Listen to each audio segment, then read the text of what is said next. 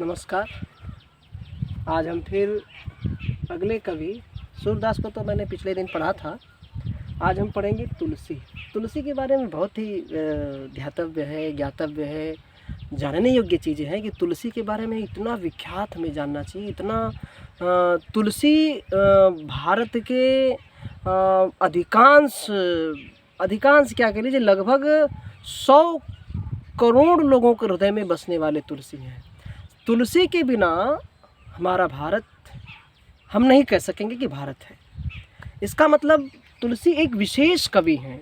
यानी तुलसी के नाम से भारत को भारत जैसे समझना। राम की जो इन्होंने ग्रंथ को जो उपनाम करके रामचरितमानस ग्रंथ लिखा, इसके वजह से यानी इसके परिणाम स्वरूप इसके लक्ष्य में तुलसी ने पूरे भारत को एक गौरव प्रदान किया है। तुलसीदास जी इतने अद्भुत कवि हुए, इतने अद्भुत संत हुए, इतने अद्भुत कथाकार हुए। ऐसा कोई भी कथाकार, ऐसा कोई भी संत, ऐसा कोई भी अद्भुत व्यक्ति नहीं हुआ। इनके जीवन में कई घटनाएं हैं। उन सभी छोटी छोटी कहानियों को थोड़ा सा बताते हुए तुलसीदास के जीवन परिचय को सबसे पहले हम समझेंगे कि इनका जन्म 1511 में हुआ। 1511 ईस्वी। अब एक बात है, ईस्वी और संवत। 1511 ईस्वी में इनका जन्म हुआ और संवत कह लीजिए तो इससे 57 अगर हम जोड़ देंगे तो 1511 और 57 जोड़ते हैं तो हो जाता है 1568 में इनका जन्म हुआ और संवत 1680 में इनका मृत्यु हुई, यानी ये इनका निधन हो गया। और इनके संबंध में बड़ी रोचक बात कही है किसी कवि ने। कहा है कि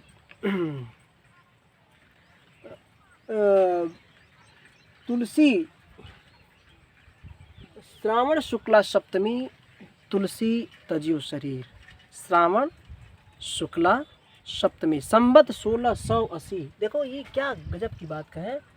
संवत 1680, 80 गंग के तीर, 80 गंग, 80 नदी और गंगा नदी के तीर बसने वाले 80 गंग के तीर। यहाँ पे के तीर यहीं पे लिख लेते हैं। क्या कहते हैं? 80 गंग के तीर श्रावण शुक्ला सप्तमी। श्रावण शुक्ला सप्तमी तुलसी तजियो शरीर। तुलसी तजियो शरीर। तुलसी तजियो शरीर ये है। संवत 1680, 80 गंग के तीर, श्रावण शुक्ला सप्तमी तुलसी तजियो शरीर। और इनके जन्म के संबंध में ऐसा तुलसीदास ने कुछ नहीं लिखा है, क्योंकि यह कवि हैं। कवियों के बारे में पिछली बार मैंने बताया था कि सूर सूर तुलसी शशि उड़गन के सौदास, आज के कवि खद्योत समझता करत प्रकाश। तुलसी क्या है? चंद्रमा के समान है। तुलसी साहित्य जगत में चंद्रमा के समान प्रकाश करते हैं।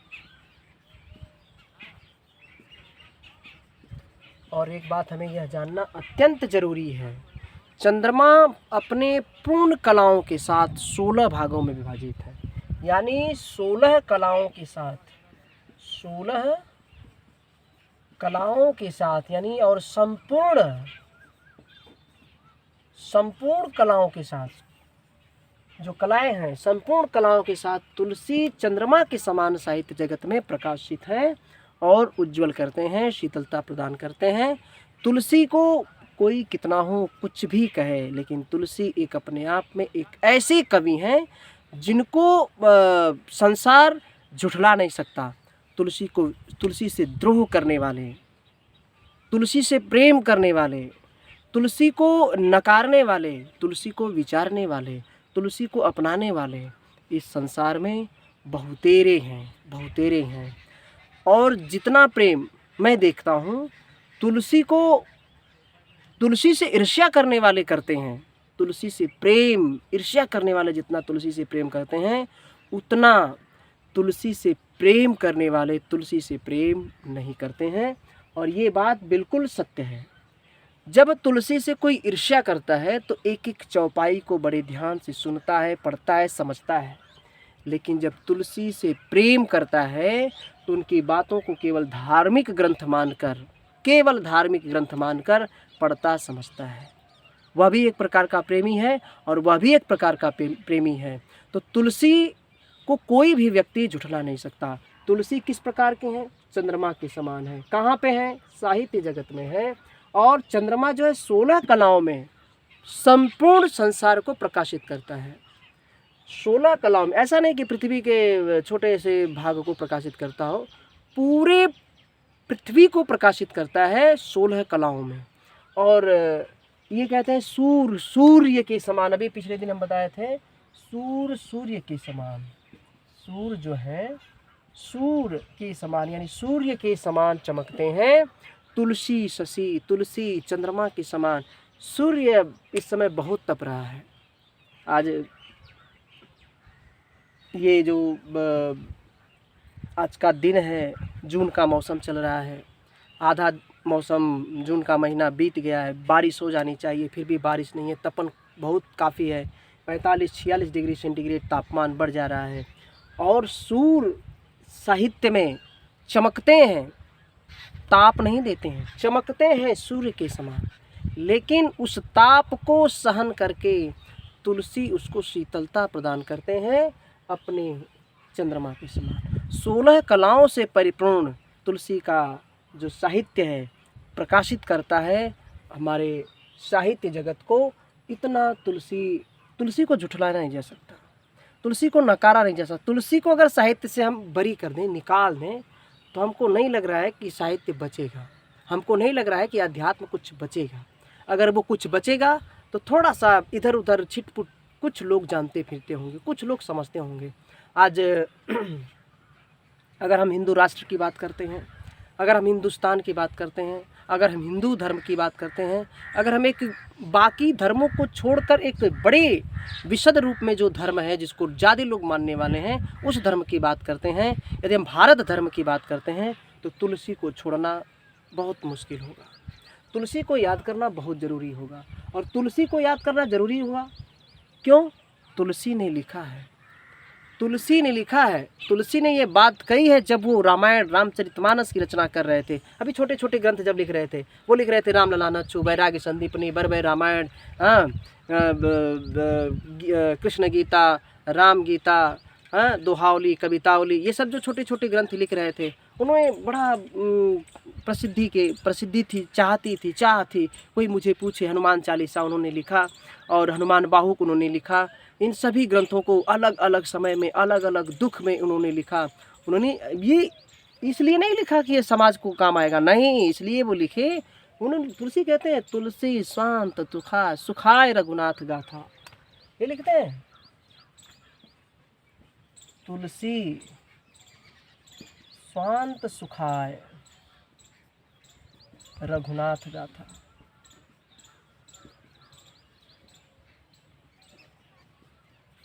तुलसी किसी को चिढ़ाने के लिए, किसी को समझाने के लिए और किसी को मनाने के लिए, अपने धर्म का परचम लहराने के लिए नहीं लिखा है। तुलसी का ग्रंथ इस तरह से है कि वो ऑटोमेटिकली पूरा विश्व में विख्यात है। तुलसी ऐसे हैं कि पूरे विश्व में प्रख्यात है। तुलसी का स्वरूप ऐसा है। तुलसी ने राम को इतना प्रेम किया है, इतना प्रेम किया है, उनको कहना पड़ा, तुलसी स्वांत सुखाय रघुनाथ गाथा। तुलसी रघुनाथ की जो गाथा गाते हैं या कहते हैं, अपने सुख के लिए कहते हैं, अपने आनंद के लिए कहते हैं। किसी को समझाने, बताने, अपने ओर ले आने के लिए, अपनी बात को मनवाने के लिए तुलसी किसी से कोई बात नहीं कहते हैं। तुलसी अपने सुख के लिए रघुनाथ की गाथा करते हैं। और तुलसी के आराध्य कौन है, किसकी पूजा करते हैं? तुलसी के राम जी जो है बहुत बड़े नहीं हैं। तुलसी के राम बहुत बड़े नहीं हैं। तुलसी के राम ऐसा नहीं है कि वो धनुष बाण लेकर शिकार करते हैं, ऐसा कुछ नहीं है। तुलसी के राम बहुत छोटे हैं, इसीलिए अयोध्या में जो है रामचंद्र जी का मंदिर नहीं है, रामलला का मंदिर है, रामलला का मंदिर है। ये रामलला देखिए, ये रामलला है, बहुत छोटे लल्ला है, गोद में उनको उठा सकते हैं। ऐसे है तुलसी।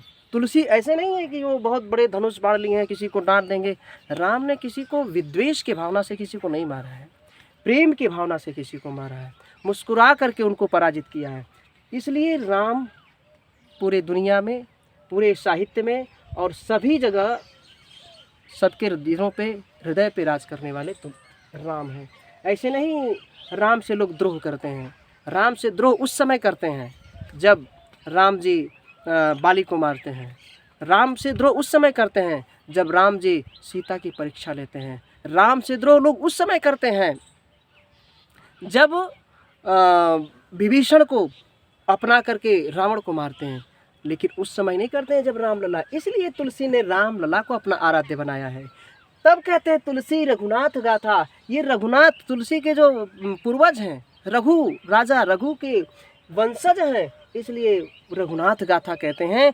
रघुनाथ जी के गाथा को गाते हैं। ऐसा नहीं कहते राम जी का गाथा, नहीं कहते, रघुनाथ गाथा। रघुकुल के नाथ जो है, जो सबसे उत्तम है, वो राम है और वो रामलला है। इसलिए राम जी को तुलसी बहुत प्रेम करते हैं। किसी ने कह दिया था कि तुलसी ये बताइए, आप तो श्री कृष्ण को पूजा नहीं करते हैं, आप तो पूजते हैं राम को। जब राम को तो 12 कला के ही अवतार हैं और श्री कृष्ण 16 कलाओं के अवतार हैं, तो श्री कृष्ण बड़े हो गए। तुलसी बड़े भावुक हो गए, बड़े भावुक हो गए। उन्होंने कहा कि मुझे नहीं पता था कि मेरा लला, मेरा राम 12 कलाओं का भी अवतार है। मैं बहुत खुश हूँ इस बात को जानकर कि 12 कला के भी अवतार हैं। कहने का मतलब यहाँ पे भाव है, यहाँ पे प्रेम है, यहाँ पे आग्रह है कि मेरा राम मेरा है। रामलला को छोड़कर हम किसी अन्य देवी देवताओं को या किसी अन्य चीज़ों को, अन्य लोगों को, अन्य संपत्ति में, अन्य विपत्ति में किसी और को हम नहीं बुलाना चाहेंगे। इसलिए रामलला उनके परम प्रिय हैं। तुलसी की सेवा करते हैं। कहते हैं मंदिर में, एक मंदिर में तुलसीदास जी अपने ग्रंथों को रख के अपना सोए हुए थे सामने मंदिर के बरामदे में। तो कोई चोर आते हैं तो मूर्तियों को चुराने के लिए, तो पता चलता है कि वो दोनों अंधे हो जाते हैं।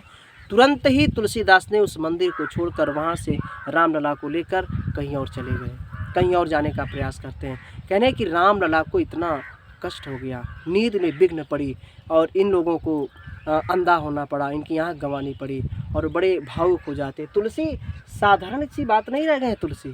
तुलसी सबके हृदय में वास करने, जो द्रोह करने वाले हैं शायद उसके हृदय में तो ज़्यादा वास करने वाले हैं, जो प्रेम करने वाले हैं उसके हृदय में भी वास करने वाले हैं। तो तुलसी को भुला पाना, तुलसी को समझ पाना सबके बस की बात नहीं है। तुलसी एक ऐसे कवि हैं जिनको चंद्रमा के समान कहा गया। चंद्रमा बहुत शीतल होता है। अगर चंद्रमा ना हो इस जगत में, औषधियाँ पुष्ट नहीं होंगी। औषधियाँ, वनस्पतियाँ अगर पुष्ट नहीं होंगी तो उस वनस्पतियों को खाने वाला मनुष्य कैसे पुष्ट होगा। हमेशा रोगी, दरिद्र और निर्धन, ये कह लीजिए जीवन संभव नहीं है। जैसे चंद्रमा के बिना वनस्पतियों का जीवन संभव नहीं है, उसी तरह से तुलसी के बिना साहित्य जगत में अध्यात्म का संभावना या कल्पना करना बिल्कुल भी गलत है या असंभव है। आप देखिए, हमने इनके बारे में थोड़ा सा ये बात बताई। तुलसीदास जी का जन्म 1511 ईस्वी 1568 संवत में हुआ। 1680 में इनका निधन हो गया। और संवत इनके लिए एक बात कही गई है, संवत 1680 80 गंग के तीर, श्रावण शुक्ला सप्तमी, तुलसी तजियो शरीर। श्रावण के शुक्ल पक्ष की सप्तमी तिथि को अपना शरीर तुलसीदास जी ने त्याग दिया। और कहाँ त्यागा? 80 और गंग। देखो थोड़ा सा वरुणा है, ये वाराणसी का नाम है। किस तरह से बना है? वरुणा नदी है और एक नदी उसी में बहती है 80, दोनों को जोड़कर वाराणसी बना है। वाराणसी ये बना है। वरुणा और 80 नदी मिलकर के वाराणसी बनी है। अब ये वाराणसी और काशी, काशी थोड़ा सा अलग है। काशी अलग है, यानी वाराणसी को ही हम काशी कहते हैं, वाराणसी को ही काशी कहते हैं। लेकिन वाराणसी जो वरुणा और अस्सी नदी है, वही अब जो चीज़ें बहुत अधिक विख्यात होती हैं उनके बारे में जब ज़्यादा लोग जानते हैं तो उसको थोड़ा बढ़ा दिया जाता है, उसका क्षेत्र बड़ा कर दिया जाता है जिनको ज़्यादा लोग समझते हैं। और इनका जन्म हुआ था कासगंज में, जो यूपी में पड़ता है।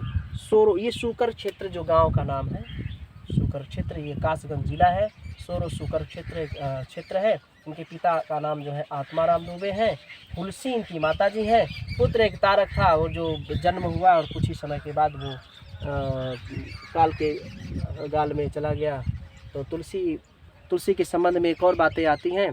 तुलसी जो है, जब कहते हैं कि कथा कर रहे थे, इनकी पत्नी अपनी पत्नी से बहुत प्रेम करते थे, अथाह प्रेम करते थे। तुलसी की अपनी पत्नी से इतना ज़्यादा प्रेम करते थे, कथा से आते तो तुरंत रसोई घर में पहुंच जाते, क्या बना है, कैसे बना है। तो एक दिन ऐसा हुआ, कथा से आए और पता लगा कि इनकी पत्नी घर पे नहीं है, मायके चली गई बिना बताए। और ये बरसात का महीना, नदी उफन रही है और ये उस अंधेरी रात में बिजली कड़क रही है, फिर भी नदी को पार करके, मुर्दे के ऊपर बैठकर नदी को पार करके पहुंच जाते हैं। और आंगन में जाने का कोई वो नहीं है, रास्ता नहीं है, तो सांप को पकड़ के, रस्सी समझकर सांप को पकड़ के अंगने में जब जाते हैं और अपनी पत्नी को जगाते हैं तो वो बोलती हैं कि अस्थि चर्ममय देह मम, ये कहती अस्थि चर्ममय देह मम, ये अस्थि हड्डी और चाम के मेरी देह में तामे ऐसी प्रीति, इसमें ऐसी प्रीति है, तामे ऐसी प्रीति कहते हैं, ऐसी तो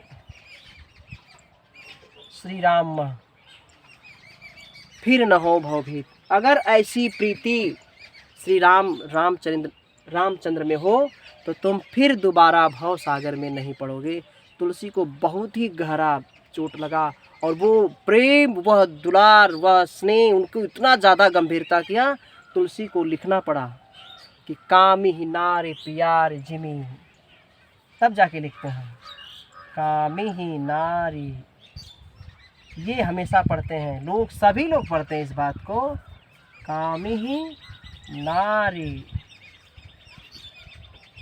प्यार जिमी।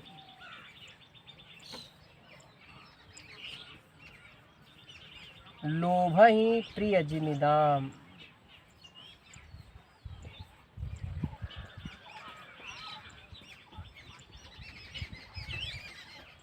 लोभ ही प्रिय जिमी दाम, तिमि रघुनाथ निरंतर प्रिय लागहु राम, प्रिय लागहु मही राम। कामी ही नारी प्यार। अब वो कब ये बात आई, जब वो अपनी पत्नी के पास पहुँचते हैं और ये डांट पड़ी, अस्थि चर्ममय देह ममता में ऐसी प्रीत, ऐसी तो श्री राम मह फिर न हो भवभीत। तुम वापिस भव सागर में नहीं पढ़ोगे। तो तभी तुलसीदास जी को याद आता है कि अरे हाँ, ये तो बात बहुत सही है।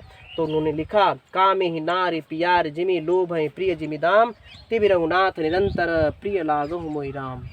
तिमि रघुनाथ निरंतर, हे रघुनाथ जी वैसे ही निरंतर, ऐसा नहीं कहते कि आज के लिए रहने दो, कल बाद में थोड़ा कम हो जाए, तो कहते तिमि रघुनाथ निरंतर प्रिय लागहु मोहि राम। हे राम, मुझे निरंतर हमेशा ऐसे ही प्रिय लगते रहो जैसे कामी पुरुषों को स्त्रियां, नारी प्यारी होती है और लोभी पुरुष को जिस तरह से धन प्यारा होता है, उसी तरह से हे नाथ, हे रामचंद्र जी, आप मुझे अत्यंत प्यारे लगते रहे।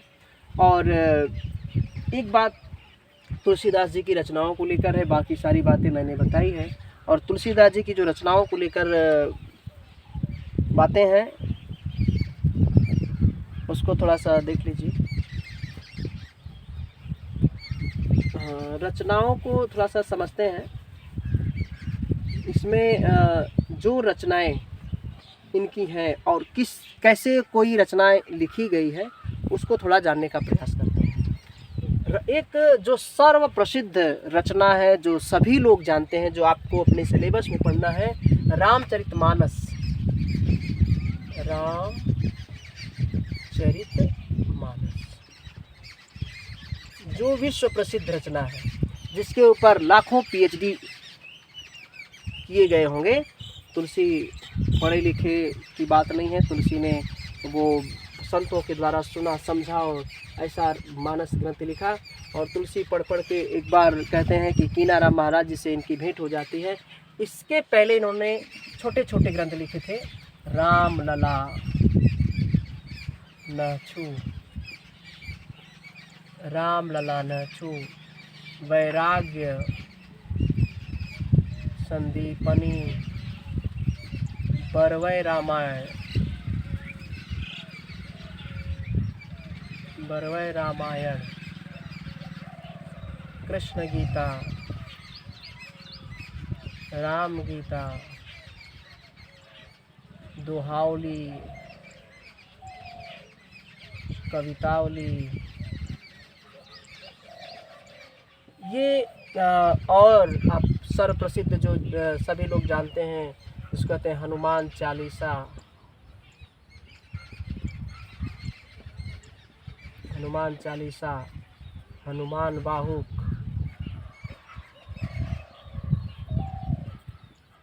कहते हैं प्रेत से हनुमत मिले, हनुमत से रघुवीर। हाँ, प्रेत की पूजा की तो हनुमान जी मिले, हनुमान की पूजा की तो भगवान जी मिले, यानी राम जी मिले। यानी किसी भी तरह से अगर हृदय पवित्र है तो किसी भी चीज़ को पा करके, किसी भी चीज़ के सहारे हम उच्च स्थान तक, उच्च पद तक, उच्च परिस्थिति तक हम पहुंच सकते हैं।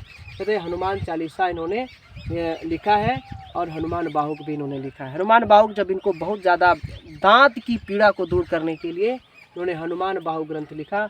और हनुमान बाहुक ग्रंथ को पढ़ने के लिए बहुत कम लोग पढ़ते हैं और बहुत कम लोग जानते हैं। अगर हनुमान बाहुक का पूरे देश एक बार इसका पाठ कर दे तो बहुत बड़े बड़े संकट कट जाते हैं। ऐसा माना जाता है कि घर पे भी अगर हनुमान बाहुक का अगर पाठ कर लिया जाए तो बड़े से बड़े संकट से मुक्ति मिल जाती है। हनुमान चालीसा, भूत पिशाच निकट नहीं आवे, महावीर जब नाम सुनावे, नासै रोग हरै सब पीरा, जपत निरंतर हनुमत बीरा। ये सब हनुमान चालीसा की वैराग्य संदीपनी, वैराग्य की बातें कही है। रामलला न छू, वही हमने बता दिया है कि रामलला के बारे में जो छोटी छोटी बातें होती हैं उसके बारे में है। और बरवै रामायण, रामायण से संबंधित है। कृष्ण गीता, कृष्ण से संबंधित और उनकी गीता से संबंधित जो बातें अध्यात्म की है वो है। राम गीता, राम का जो राम गीता जो आता है, जो अच्छी बातें या कह लीजिए राम जी ने जो बातें कही हैं नीतिपरक बातें, उनका दोहावली के द्वारा राम जी का वर्णन किया गया। कवितावली में भी राम जी का वर्णन किया गया है। और एक है, देखिए विनय पत्रिका, विनय करते हैं बार बार राम जी से। विनय पत्रिका में हमेशा पत्रों के माध्यम से किसी को भेजते थे और उसका उत्तर उसमें लिखते थे। तो वही हमेशा ईश्वर से यानी राम जी से प्रार्थना करते हैं, मुझे राम जी बहुत प्यारे लगे। और रामचरितमानस का जो मुख्य भाग है परशुराम लक्ष्मण, राम लक्ष्मण परशुराम संवाद, ये राम लक्ष्मण परशुराम संवाद आपके सिलेबस सीबीएसई कक्षा 10 हिंदी क्षितिज भाग 2 के अंतर्गत है। और उसमें थोड़ा सा बड़ा था, इस समय केवल 3 या 4 ही दोहा है। तो आगे यानी कल हम अगले वीडियो में आज वो आपको रामचरितमानस का राम लक्ष्मण परशुराम संवाद को लेकर आएंगे। आप इसको 2 बार 3 बार अगर आप देख लेते हैं तो तुलसीदास के जीवन से संबंधित, तुलसीदास की रचनाओं के संबंधित और तुलसीदास से जो भी बातें हैं, अगर कुछ छूट गया हो तो आप कमेंट करके ज़रूर मुझे बता दीजिएगा, उसको बता दिया जाएगा अगले वीडियो में। तब तक के लिए